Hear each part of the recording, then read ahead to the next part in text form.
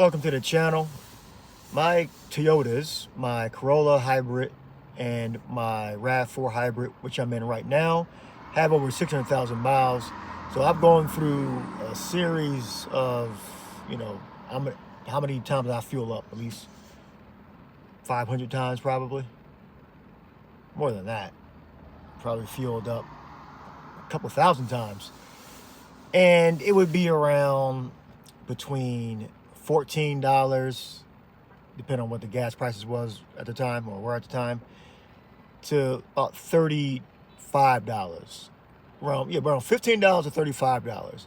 I've done mileage videos on my Corolla, and I've done them on the RAV4 also, but I've done them on the Corolla. I remember on the Corolla, I was getting them around the high 40s. All right. And typically, I remember the RAV4 now too. I was pretty much on the Corolla, I was getting mid to high 40s, and the RAV4 hybrid, I was getting about mid to high 40s. All right. Now, the Corolla is 5+ years old when I did this. And I was getting, so pretty much I was almost getting the same gas mileage. And the technology, I think it's the same, but the programming may be different. I don't know the exact details, but I was pretty much almost getting this, give or take about 10 miles per gallon. The same gas mileage between my Corolla and my RAV4. Like right now, on the RAV4 dash, now this is an estimate. It says 41.9. And I believe the Corolla was advertised as, I think 48, you can fact check, 48 miles to the gallon. They're both hybrids. Remember, they're both hybrids, all right?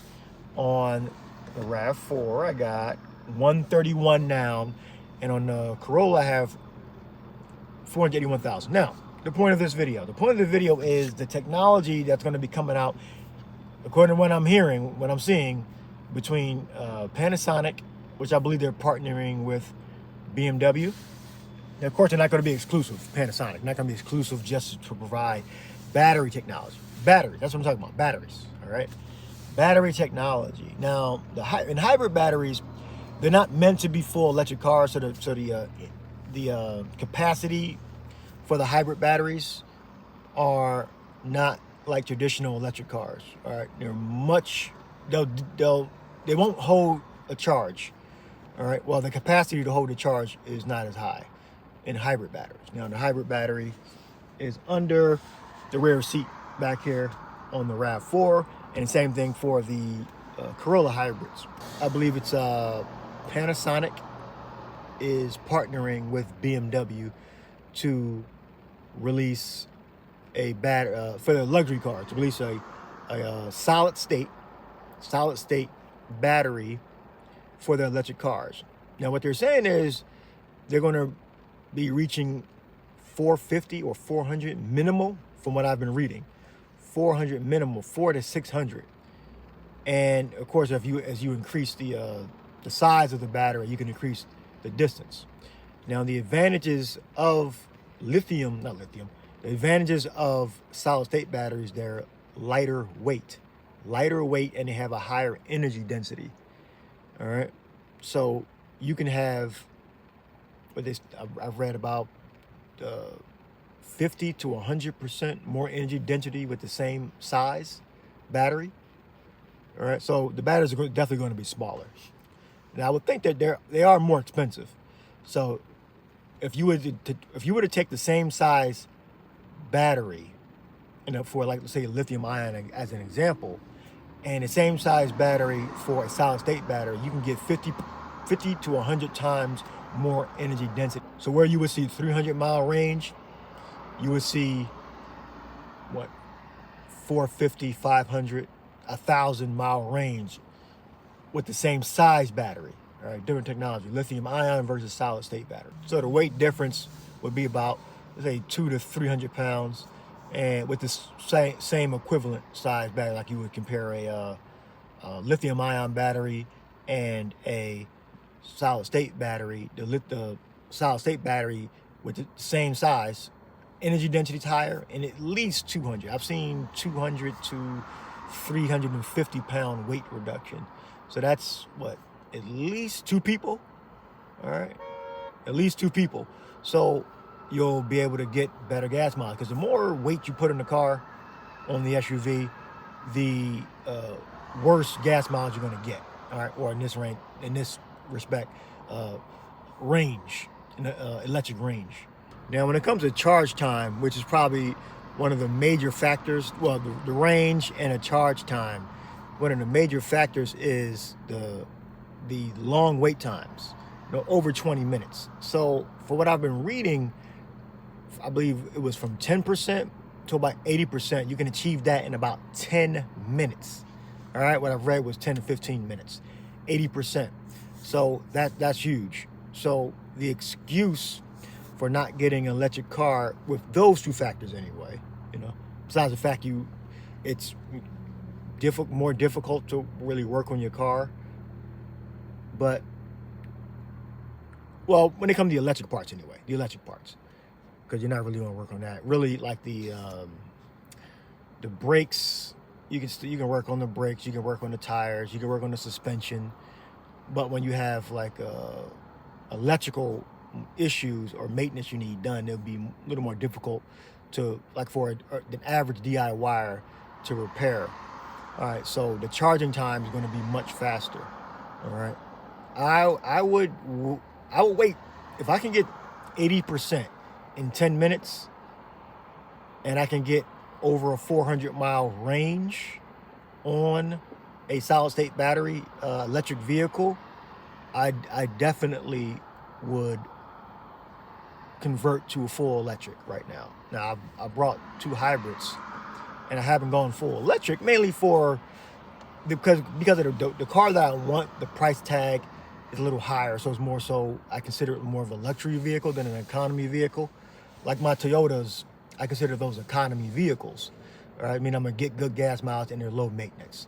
So I'll be looking for the same thing as of right now. I may go into luxury aspect in the future, but right now I'm looking for low maintenance with and long range. Low maintenance, long range, easy to work on, because I do my own maintenance if you're familiar with the channel. So that factor of being able to charge in 10 minutes completely eliminates the excuse of not wanting electric cars for those reasons. All right, and I guess the 2 main reasons for me looking at electric cars, well, 3 range of reasons. I want to make sure that I can actually work. This is my perspective, because I'm an automotive technician by trade, that I'm able to work on my car. All right, that is not like super complicated. It's similar to Toyota, or the Japanese like vehicles. I can work on my easy to work on the car. Man, maybe not everything, because I'm not going to rebuild the engine. All right, I'm not going to rebuild the engine. All right, in my garage or on the street. All right, I'm talking about general maintenance, plugs, coil packs, oil changes, tires, wheel hub assemblies, shocks and struts. A DIYer can do that, but you might have to be a little bit more advanced to get some of those things done. But those are the things that I would do myself. I wouldn't be able to do that with an electric vehicle. All right, I'm concerned about the range. All right, the range is, I want it over 300 miles. I don't want it to say 298 after I had the car for a day.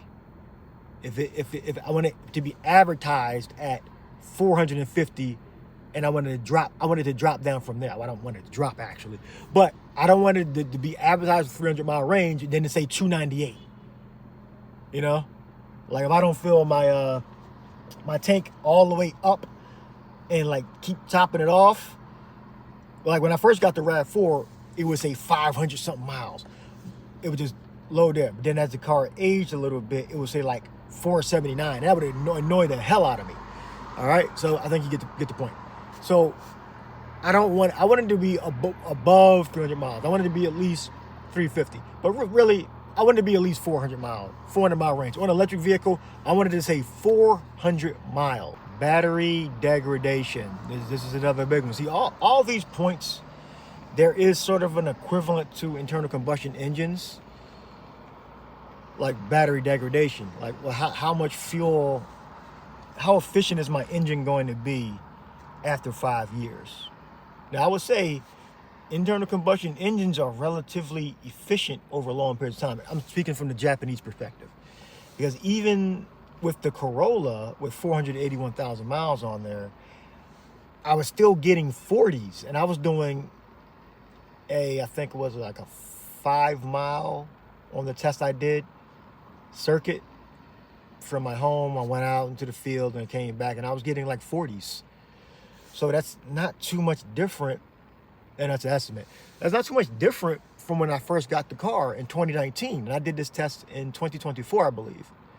So with solid state, let's say within a year, from what I researched, you get about 1 or 2% battery degradation. 1 or 2% within a year. And of course, it depends on how many times you charge. If you're using it for work, or you're using it, you drive it across the country, of course, it's going to degrade faster than it would normally degrade. So it's overall improved. Now, on a traditional lithium-ion battery, you would see what, 5 to 10%, or about 5 to 8% degradation over a year. So 5 to 8%, or 1 to 2%. So it's improving. All right. So I think those are the main things that I would look out for when I'm purchasing an electric vehicle. So solid state batteries, the dates I've been seeing 2026, 2027, and 2028 for the release. Now, depending on the technology that's used for each individual manufacturer, you would have, during cold weather, different energy retention. Now, from numbers I looked up, energy retention in cold weather, let's say 32 degrees at freezing, you would have between 80 and 85%. Now, it's going to vary based upon the manufacturer and the technology being used for lithium ion, but between 80 and 85% energy retention during freezing temperatures, meaning 32 degrees Fahrenheit. And for solid state batteries, energy retention is between 90 and 95. 32 degrees, or 0 degrees Celsius, 32 degrees Fahrenheit, 90 to 95 energy retention during cold weather.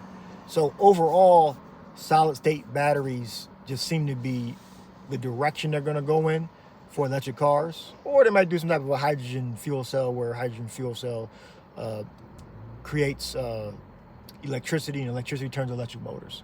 That could be also. But if they're going to go with a type of battery, solid state seems to be the right technology, because it's overall, versus lithium ion, just a better battery. Fire hazard, fire. So in lithium ion batteries, they have a liquid electrolyte. So in a crash, the liquid electrolyte is more likely versus a solid electrolyte. All right, a liquid electrolyte is more likely to catch fire, and then you'll have that thermal runoff, and it'll keep burning until the fuel runs out. But if it's solid, it's less likely to catch fire. So it's overall safer. The fire risk is greatly reduced because there is not a liquid electrolyte. Clean energy. Now, when you do the research, you'll find out that the manufacturing of the electric parts are either equivalent to petroleum pollution, or they're over or right under it. I read different things, but you still, the point is, you still get pollution when you create cars using petroleum. Okay, so we have zero emissions on the actual car, but the manufacturing process still produces pollution. So I'm not into electric cars or alternative fuel vehicles because of reduction of air pollution or pollution in general. I'm interested in electric cars because of the technology and less maintenance. So that's my point of view. So what do you think? Do you think that the future of electric vehicles is solid state, or do you think it may be something like a hydrogen fuel cell? Okay, I'll do some videos on that in the future. But I'm into the solid state batteries. I think that they are at least going to be an option, even if hydrogen fuel cells come out along next to it in mass.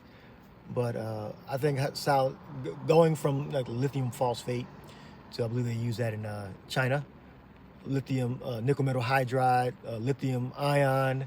I believe that solid state is just better than a liquid electrolyte.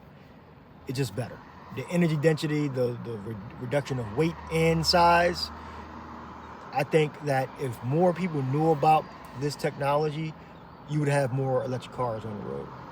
But simply, people are worried about the battery degradation and the range anxiety. We got to get over 300 miles. We got to get to the 400 standard. All right. If you can see leaving at the dealership 650 plus after a year, and they prove that after a year I'm getting 650 plus, I believe that electric cars are going to roll off the assembly line and roll out of dealerships. If they can prove a 650 plus after a year, I believe you guys will jump on that. Now you got some older generation, which I'm 40, so I guess I'm not. I would say probably 50s and 60s. They live by internal combustion engines, and they think these are the most reliable vehicles on the road, which I still think they are. But technology is changing. Things are moving fast. So the technology for electric vehicles are only going to improve. All right. Now, gasoline, internal combustion engines have been tried and proved. I don't believe they're going anywhere. All right. They're still going to stay here. But I do believe we should have an option for an alternative fuel vehicle, and I'm going to go with the electric vehicle. Now, self-driving, I'm not really into the self-driving thing. Assistance, yes.